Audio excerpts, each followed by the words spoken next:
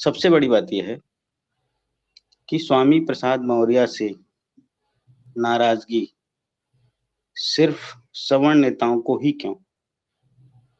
कोई एक दलित, कोई एक ओबीसी, कोई एक अल्पसंख्यक नेता उठा के बता दीजिए मुझे कि जो स्वामी प्रसाद मौर्य से नाराज़ हो। सबसे बड़ी आपत्ति अगर किसी के नाम पे है, आलोक रंजन के नाम पे। आलोक रंजन ने मुख्य सचिव रहते त्रिस्तरीय आरक्षण को बर्बाद किया।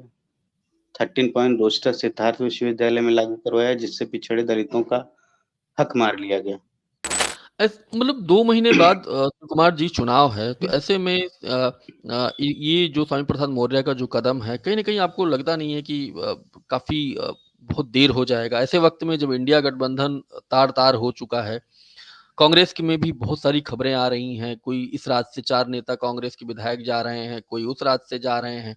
अब समाजवादी पार्टी में इतना दिग्गज नेता जो लगातार बोलते रहे हैं, बहुजन तबके की आवाज़ उठाते रहे हैं। ऐसे चले जाएँगे लोकसभा चुनाव में तो छोड़ दीजिए मतलब वो जो तबका है जो जुड़ना चाहता है समाजवादी पार्टी के साथ, तो पार्टी करेगी क्या? 6-7 हज़ार जातियों में बाँट दिया गया है, उन जातियों के एक-एक नेता पैदा कर दिए गए हैं, पिछड़ों का कोई नेता नहीं रहा, जात विशेष का नेता बना दिया जा रहा है। जात विशेष का नेता बना के ये कहा जा रहा है कि फला जाति ने आपका हक मार लिया, आप आओ बीजेपी के साथ आपको हक मिलेगा, वहाँ जाके कुछ नहीं मिलता, नेता तो मलाई काट ले रहा है लेकिन उसके समाज का पूरा हक उसी नेता के माध्यम से लूटने का काम भाजपा कर रही है। हुँ।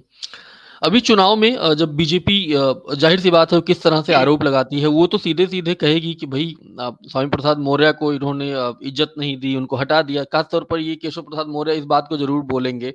और अभी मैं कल उत्तर प्रदेश पुलिस का जो पेपर लीक हुआ था, बहुत सारे हुँ, जो ट्रोल कम्युनिटी है, ख़ास तौर पर जो बीजेपी के ट्रोल कम्युनिटी है उत्तर प्रदेश में, 3-4 लोगों के वीडियो जो जारी हुए थे पुलिस की तरफ से, उसमें यादव समाज के लोग थे। तो जिस तरह से एक परसेप्शन वो बनाती है कि भई जितने लोग थे ये पेपर लीक हुआ इसमें यादव समाज के लोग हैं। ऐसे में तो बड़ा आपको ऐसा नहीं लगता कि कहीं अखिलेश यादव के लिए बड़ा बुरा हो जाएगा? तो आपको लगता है कि स्वामी प्रसाद मौर्य अगर जा रहे हैं तो इससे कोई बहुत ज़्यादा नुकसान समाजवादी पार्टी को भी नहीं है और मुझे इंडिया तो नहीं लग गठबंधन रहा है को भी नहीं। समाजवादी पार्टी को नहीं मेन तो यहाँ पे इंडिया गठबंधन की बात है और हुँ, पीडीए की विचारधारा की बात है, उसको नुकसान नुकसान होता कहीं से दिख नहीं रहा है। ये सब हवा हुँ। बनाने की बात स्वामी है। प्रसाद मौर्य को लेकर नई खबर आ रही है कि उन्होंने अपनी एक नई पार्टी बनाई है, भारतीय समाज शोषित पार्टी जिसका झंडा भी उन्होंने जारी कर दिया है। और इससे पहले खबर आई थी कि वो ये समाजवादी पार्टी सुप्रीमो अखिलेश यादव से काफ़ी नाराज़ थे। नाराज़गी इसलिए भी थी कि आप सोचिए कि साल 2022 का चुनाव हारने के बाद कि स्वामी प्रसाद मौर्य इकलौते ऐसे नेता थे जो जगह-जगह जा रहे थे, सभाएँ कर रहे थे। और जब सभाएँ कर रहे थे और उनके अलावा कोई नेता कहीं दिख नहीं रहा था, कहीं चर्चा करते हुए। बहुत सारे वो इसी क्रम में बयान भी दे रहे थे, कुछ पार्टी के अंदर, कुछ पार्टी के बाहर उनके बयानों को लेकर नाराज़गी थी, जिसमें से एक बड़ा नाम है रायबरेली के जो पूर्व वर्तमान विधायक हैं, पूर्व मंत्री रहे हैं अखिलेश यादव की सरकार में मनोज पांडे और बाद में फिर अयोध्या के जो पूर्व विधायक हैं पवन पांडे वो भी नाराज़ थे और गौरीगंज के जो विधायक हैं कोई प्रताप सिंह राकेश प्रताप सिंह वो भी नाराज़ थे और ख़ास तौर पर समाजवादी पार्टी में जो अगला तबका है वो भी नाराज़ था और कुछ उनसे जुड़े हुए जो लोग थे पिछड़े तबके से वो भी नाराज़ थे। लेकिन आप सोचिए कि 22 का चुनाव हारने के बाद इकलौते ऐसे नेता थे जो लगातार दौड़ रहे थे, बाकी ये लोग तो कहीं जा भी नहीं रहे थे। और अभी हाल-फिलहाल जब नाराज़गी और तब बढ़ गई जब 3 राज्यसभा के उम्मीदवार दिए गए जिसमें से 1 दलित समाज के थे और 2 अगड़े समाज के। इसको लेकर उन्होंने एक चिट्ठी लिखी और जो महासचिव का पद था पार्टी में उन्होंने उसको छोड़ दिया। आज खबर आई है कि उन्होंने अपनी नई पार्टी बना ली है। पार्टी को लेकर बताया जा रहा है कि पार्टी कोई बसपा के पूर्व नेता रहे हैं, उनकी पार्टी थी। अब उसी पार्टी के उस पे वो स्वामी प्रसाद मौर्य आगे अपना सब कुछ करेंगे। जो जो भी उनकी यात्राएँ करनी होंगी, जो भी चुनाव लड़ना हुआ, वो सब सारी उन्हीं से करेंगे। स्वामी प्रसाद मौर्य के इस पूरे मसले पर बात करने के लिए हमारे साथ राष्ट्रीय अध्यक्ष हैं शिव कुमार यादव जी, यादव सेना और अखंड भारत मिशन के संयोजक हैं, राष्ट्रीय अध्यक्ष हैं। शिव कुमार जी, आपका बहुत-बहुत स्वागत है। ये जो पूरा स्वामी प्रसाद मौर्य जी के साथ में जो कुछ हुआ है, आप इसको कैसे देख रहे हैं? धन्यवाद शैलेंद्र जी। शैलेश जी, जो आप कह रहे हैं कि स्वामी प्रसाद मौर्य नाराज चल रहे थे और उनके खिलाफ या उनसे नाराज समाजवादी पार्टी के कुछ अगड़े नेता थे। स्वामी प्रसाद मौर्य की नाराजगी अगर पीडीए को लेकर थी, तो वो नाराजगी जायज है और वो उसी मुद्दे पे थे। और जैसा कि आप खुद कह रहे हैं कि 2022 का चुनाव हारने के बाद से अगर कोई व्यक्ति जनसभाएं कर रहा था, लोगों के बीच जा रहा था, सबसे ज़्यादा दौड़ रहा था समाजवादी विचारधारा को लेके, तो स्वामी प्रसाद मौर्य जी थे। सबसे बड़ी बात ये है कि स्वामी प्रसाद मौर्य से नाराजगी सिर्फ सवर्ण नेताओं को ही क्यों? कोई एक दलित, कोई एक ओबीसी, कोई एक अल्पसंख्यक नेता उठा के बता दीजिए मुझे कि जो स्वामी प्रसाद मौर्य से नाराज हो। और आप पार्टी की बात कर रहे हैं, पार्टी हो सकता है अभी मुझे व्यक्तिगत सूचना कुछ इस तरीके की नहीं मिली है, लेकिन वो एक तरफ कह रहे थे कि अब गेंद राष्ट्रीय अध्यक्ष के पाले में है। हो सकता है उन्होंने इंतजार किया हो, अखिलेश जी की तरफ से कोई जवाब ना आया हो, तो उन्होंने आगे कदम बढ़ा लिया हो। लेकिन बीजेपी का जवाब पीडीए के मुद्दे पे ही दिया जा सकता है। पीडीए को एक साथ लेके पिछड़ा, दलित, अल्पसंख्यक, जो कि आपने खुद अपनी पार्टी के सामने होर्डिंग और बैनरों में लगवाया या आपके लोगों ने लगाया, तो फिर आप उससे बदल क्यों रहे हैं? जया बच्चन इससे पहले भी जाती रही हैं राज्यसभा, फिर भेजी गई। मुझे नहीं लगता कि जया बच्चन के नाम पे कोई आपत्ति किसी को रही होगी।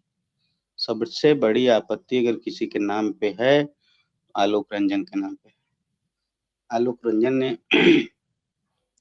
मुख्य सचिव रहते त्रिस्तरीय आरक्षण को बर्बाद किया, 13 पॉइंट रोस्टर सिद्धार्थ विश्वविद्यालय में लागू करवाया, जिससे पिछड़े दलितों का हक मार लिया गया, और प्रमोशन में आरक्षण भी आलोक रंजन ने खत्म करवाया।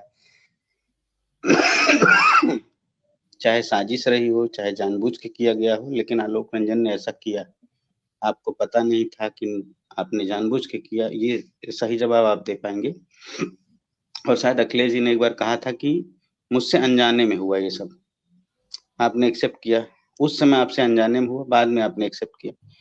फिर जिसने अनजाने में, आपके ना जानने में ये आप गलतियां करवाई आपसे, या आपसे ऐसे कानून लागू करवा लिए जो आपके वोटर के हित के खिलाफ थे, उनकी हकमारी के लिए बनाए गए थे, फिर उसी व्यक्ति को राज्यसभा भेजने की आपकी क्या मजबूरी थी?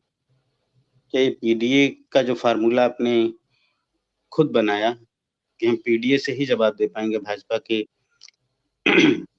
धार्मिक पाखंडों का, या धर्म के नाम पे जो लूट मचा रही भाजपा उसका, तो फिर आप उसी का विरोध करने वाले या उसी विचारधारा के विरोधी को कैसे आप राज्यसभा भेज रहे हैं?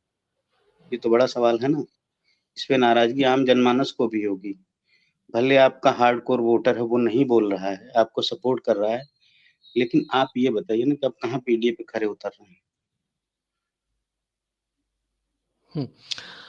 मतलब 2 महीने बाद कुमार जी चुनाव है, तो ऐसे में ये जो स्वामी प्रसाद मौर्य का जो कदम है, कहीं न कहीं आपको लगता नहीं है कि काफ़ी बहुत देर हो जाएगा? ऐसे वक़्त में जब इंडिया गठबंधन तार-तार हो चुका है, कांग्रेस की में भी बहुत सारी खबरें आ रही हैं, कोई इस राज्य से 4 नेता कांग्रेस के विधायक जा रहे हैं, कोई उस राज्य से जा रहे हैं।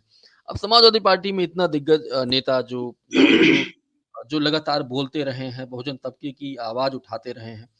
ऐसे चले जाएँगे लोकसभा चुनाव में तो छोड़ दीजिए, मतलब वो जो तबका है जो जुड़ना चाहता है समाजवादी पार्टी के साथ, तो पार्टी करेगी क्या? मुझे लगता है कि समाजवादी पार्टी में रह के इनको एक दिक्कत हुई कि इनके बयान को, इन्होंने खुद कहा था स्वामी जी ने कि हमारा बयान व्यक्तिगत है, और वहीं हमारे ही पद पे दूसरा जो सवर्ण नेता है उसका बयान पार्टी का बयान है। इससे ये ज़्यादा आहत लगे। तो जैसा कि आप कह रहे हैं कि इन्होंने पार्टी बना ली, इन्होंने पार्टी घोषणा कर दी और इन्होंने झंडा भी अपना बना लिया है। तो हो सकता है इनके विचार में ये आया हो कि ये पीडीए की विचारधारा के हैं, और मुझे लगता है कि अब इनका बयान, इनकी पार्टी का बयान हो सकता है इस बात को लेके भी ये पार्टी बना रहे हों, और मुझे लग रहा है पार्टी बना के भी ये कहीं नहीं जाएंगे, पीडीए पे ही काम करेंगे। हो सकता है ये इंडिया गठबंधन में अपनी नई पार्टी के साथ हों, क्योंकि तो इनकी ये विचारधारा बिल्कुल विपरीत है। अब तो ऐसा आगे आप देखिए कि इंडिया गठबंधन इनको अपने साथ रखता है कि नहीं रखता है, ये बड़ी बात है, लेकिन मुझे लगता है कि ये रहेंगे। ये अलग पार्टी बना के भी इंडिया गठबंधन के साथ रहेंगे, ये अच्छी बात है। तो कुल मिला के ये ना देखा जाए कि अखिलेश यादव का अंदर खाने कहीं क्योंकि वो लगातार जिस तरह बयान आ रहे थे नहीं, मुझे और मुझे मीडिया में मुझे ये लग रहा है कि ना अखिलेश यादव कमजोर हो रहे हैं इससे, ना इंडिया गठबंधन कमजोर हो रहा है। इंडिया हुँ, गठबंधन के साथ वो साथी जो दूर जा रहे थे, वो नए दल के साथ फिर जुड़ रहे हैं। मैं तो इस हुँ, नज़र से देख रहा हूँ, और अगर इस हिसाब से जुड़ रहे हैं तो बेहतर है। लेकिन हाँ, एक साथ ही रहते, ना जाते तो और अच्छा था। जो ये हवा बना रही है बीजेपी या मीडिया कि इंडिया गठबंधन तार-तार होके टूट रहा है, ये सब ना जाता। हुँ, इससे इनके कार्यकर्ता, दोनों लोग के कार्यकर्ता हताश हो रहे होंगे, हुँ, चाहे समाजवादी पार्टी के हों, चाहे व्यक्तिगत स्वामी प्रसाद मौर्य जी के हों। हुँ, तो अब समस्या ये है ना कि हमारे पिछड़े समाज में समस्या ये है कि अगड़े समाज के नेता अपने वोटर के लिए या अपनी जाति विशेष के लोगों के लिए एक साथ मंच पे आ जाते हैं, चाहे सपा के हों, चाहे बसपा के हों, चाहे कांग्रेस के हों, चाहे भाजपा के हों, चाहे आम आदमी पार्टी के हों, चाहे हुँ, अन्य किसी छोटे-बड़े दल के हों। हुँ, लेकिन हुँ, ओबीसी समाज के साथ अगर जाति होती है, तो हम लोग एक-दूसरे का मुँह देखते हैं। हम कहते हैं कि हम फलाँ नेता ने नहीं कहा, हुँ, लेकिन आपको वोट चाहिए उन्हीं का। तो आप कब हुँ, कब तक खड़े नहीं होंगे? अगर आप हुँ, इसी तरह से भागते रहे, तो लोग भागना शुरू कर देंगे, तो भगदड़ मच जाएगी, फिर आपका क्या होगा? हुँ, अ, आपको तो छोटे-छोटे दलों में बाँट दिया जा रहा है, आपको 6-7 हज़ार जातियों में बाँट दिया गया है, उन जातियों के एक-एक नेता पैदा कर दिए गए हैं, पिछड़ों का कोई नेता नहीं रहा, जात विशेष का नेता बना दिया जा रहा है। जात विशेष का नेता बना के ये कहा जा रहा है कि फलाँ जाति ने आपका हक मार लिया, आप आओ बीजेपी के साथ आपको हक मिलेगा, वहाँ जाके कुछ नहीं मिलता, नेता तो मलाई काट ले रहा है, लेकिन उसके समाज का पूरा हक उसी नेता के माध्यम से लूटने का काम भाजपा कर रही है।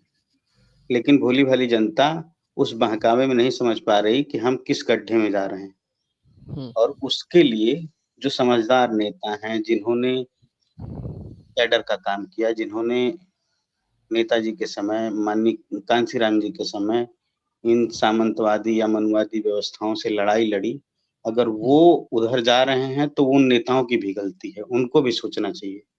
और अगर ऐसा कोई कर रहा है, तो जनता को समझदारी दिखानी चाहिए। मैं कहता हूँ कि चलिए, आज के 20-25 साल लोग कम पढ़े-लिखे थे, लेकिन आज की युवा पीढ़ी पढ़ी-लिखी है, उनको सोचना चाहिए कि हमारा हक किसके साथ है, हमारा अधिकार किसके साथ सुरक्षित है, उसके साथ रहना चाहिए।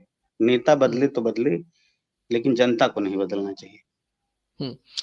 अभी चुनाव में जब बीजेपी ज़ाहिर-सी बात है किस तरह से आरोप लगाती है, वो तो सीधे-सीधे कहेगी कि भई स्वामी प्रसाद मौर्य को इन्होंने इज़्ज़त नहीं दी, उनको हटा दिया। ख़ास तौर पर ये केशव प्रसाद मौर्य इस बात को ज़रूर बोलेंगे। और अभी मैं कल उत्तर प्रदेश पुलिस का जो पेपर लीक हुआ था, बहुत सारे हुँ, जो ट्रोल कम्युनिटी है, ख़ास तौर पर जो बीजेपी के ट्रोल कम्युनिटी है उत्तर प्रदेश में, 3-4 लोगों के वीडियो जो जारी हुए थे पुलिस की तरफ से, उसमें यादव समाज के लोग थे।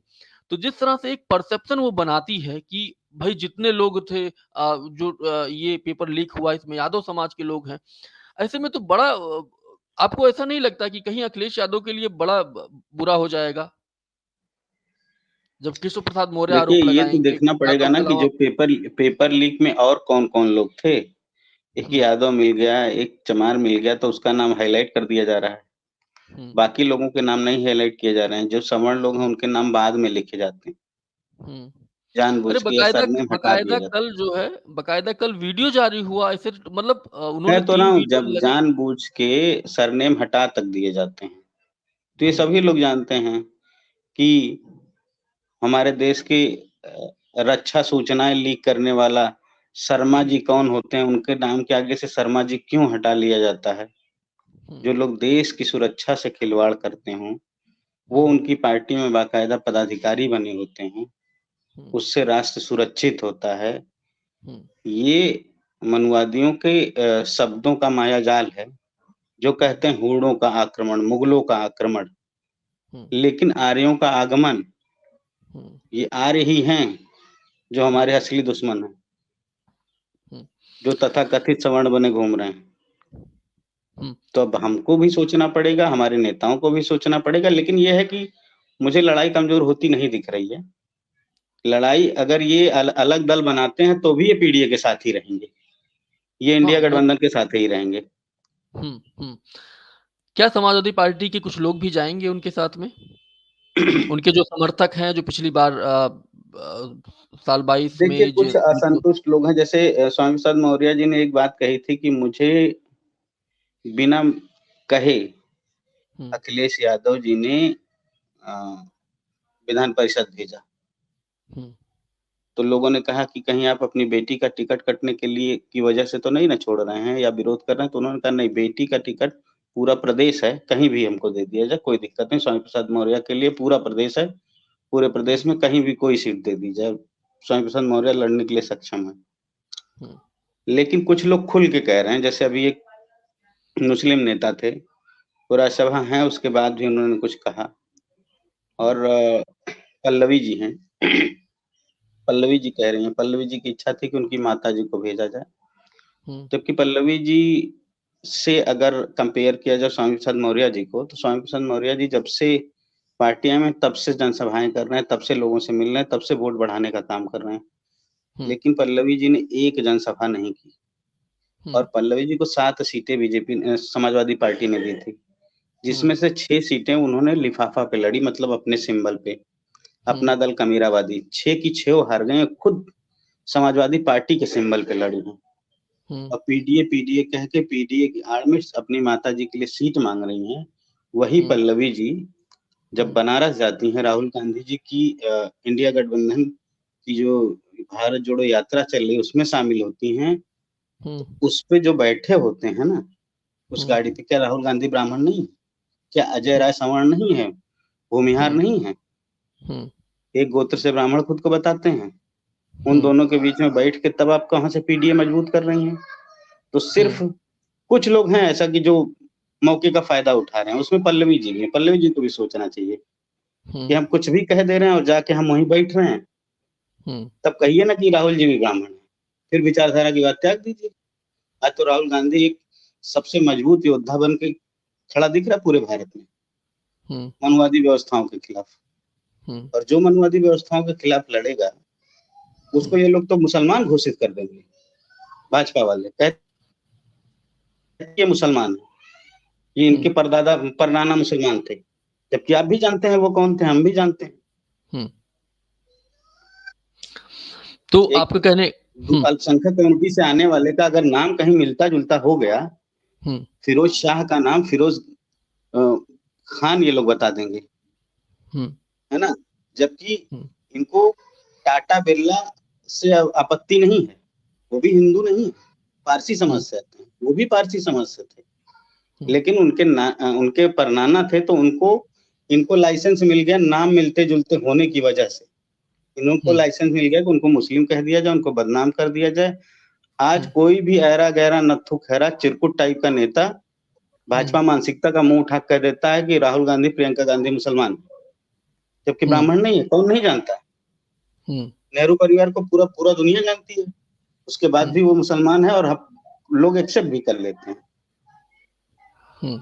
लेकिन यहाँ पीडीए इंडिया गठबंधन जो है वो विचारधारा की लड़ाई है कि किस तरह से पिछड़े तबके के लोगों को एकजुट किया जाए और उनका हक अधिकार दिया जाए, और इन सामंती विचारधारा के भाजपा के लोगों को सत्ता से बेदखल किया जाए, जो सामंती विचारधारा के साथ साथ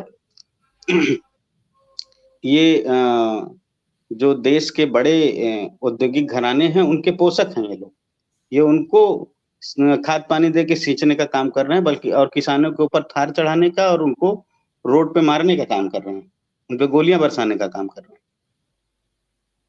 तो ये नेताओं को भी सोचना चाहिए।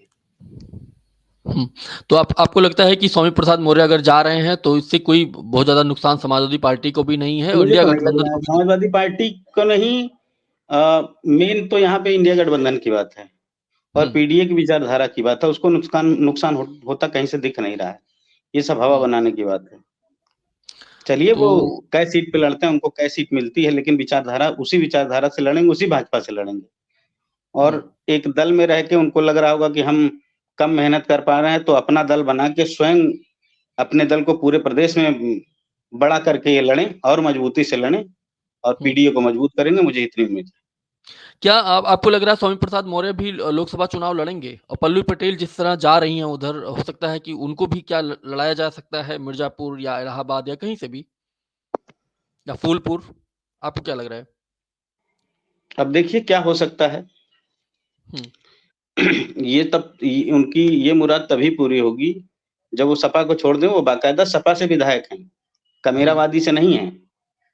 पल्लवी जी ये भूल जाती हैं, वो समाजवादी पार्टी की विधायक हैं। तो पहले समाजवादी पार्टी से त्याग पत्र दे दें और कमेरावादी से जाके गठबंधन कर लें अलग से। नहीं, वो तो उन्होंने तो स्टंट अपना क्लियर कर दिया। वो तो टिकट मांग ही रही थी, वो राज्यसभा चाहती थी उनकी माताजी को भेजा जाए। और मैं भी चाह रहा हूँ कि किसी बैकवर्ड और दलित चेहरे को भेजना चाहिए था, अल्पसंख्यक चेहरे को भेजना चाहिए था। एक सवर्ण तो आप भेज ही रहे थे, चाहे वो महिला ही क्यों ना हो। क्या जरूरत थी आपको आलोक रंजन जैसे व्यक्ति को भेजने की, जो बैकवर्ड दलित का विरोधी हो, जो कुर्सी पे बैठे हुए जिसके कलम में पावर थी, अपनी कलम चला के इनको नुकसान किया, तो कल को आप सत्ता में होते हैं, फिर ये उसी तरीके की बदमाशियां करे, तो कब तक आपका समाज उसको बर्दाश्त करेगा? उसका विरोध तो करेगा ही। जो पढ़ा लिखा तबका है वो विरोध करेगा, जिनके घर के बच्चों ने 15-15 साल तक तैयारी की सिविल सर्विसेज की, वो लोग विरोध करेंगे। प्रतियोगी छात्र विरोध करेंगे, जिनकी वजह से त्रिस्तरीय आरक्षण खत्म होने की वजह से उनको नुकसान हुआ, 13 पॉइंट रोस्टर लागू होने की वजह से उनका नुकसान हुआ, वो तो विरोध करेंगे ही ना आलोक रंजन का। तो आपको सोचना चाहिए कि आप बात पीडीए की करते हैं और अगड़ा डेवलपमेंट अथॉरिटी चलाते हैं, एडीए अपनी ही पार्टी में, तो पीडीए चलाइए, एडीए मत चलाइए, तभी आपका भी भला होगा और आपसे जुड़े वोटरों का भला होगा, जो आपके कोर वोटर हैं, चाहे ओबीसी हो, चाहे दलित हो या अल्पसंख्यक हो। मुख्य रूप से तो आपके ओबीसी में यादव हैं, उसके बाद अल्पसंख्यक में मुस्लिम हैं, आपके साथ कुर्मी भी जुड़ रहा था, आपके साथ कुशवाहा भी जुड़ रहा था, साक्य भी जुड़ रहा था, आपके साथ निषाद भी जुड़ रहा था, एससी भी जुड़ रहा था। एससी में चमारों का कुछ परसेंट आपकी तरफ आ रहा था, उसके बाद धोबी समाज भी आपके साथ आ रहा था, चौहान आ रहा था, कई ऐसी जातियां जिनका मैं नाम नहीं बता पाऊंगा, सब लोग आ रहे थे। तो उसका परसेंटेज कम ही होता है, कम हो के बूंद बूंद से घड़ा भर जाता है। तो वो ये आपके सत्ता में आने की व्यवस्था हो रही थी धीरे धीरे, फिर बीच में एकाएक पता नहीं क्या हो जाता है आपकी पार्टी में। ये आपको खुद सोचना चाहिए, आप किसी दल के मुखिया हैं तो कैसे लोगों को एक साथ रखा जाए, ये आपकी जिम्मेदारी है। आपके कार्यकर्ता आपके लिए लड़ सकते हैं, आपके लिए वोट बढ़ा सकते हैं, लेकिन ऊपर क्या डिसीजन लेना ये आप ही को लेना, दूसरे किसी को नहीं लेना। तो इस बातचीत को हम लोग यहीं पर खत्म करते हैं और काफी लंबा वक्त हो गया है। शिव कुमार जी, आपका बहुत बहुत धन्यवाद। धन्यवाद शैलेंद्र जी।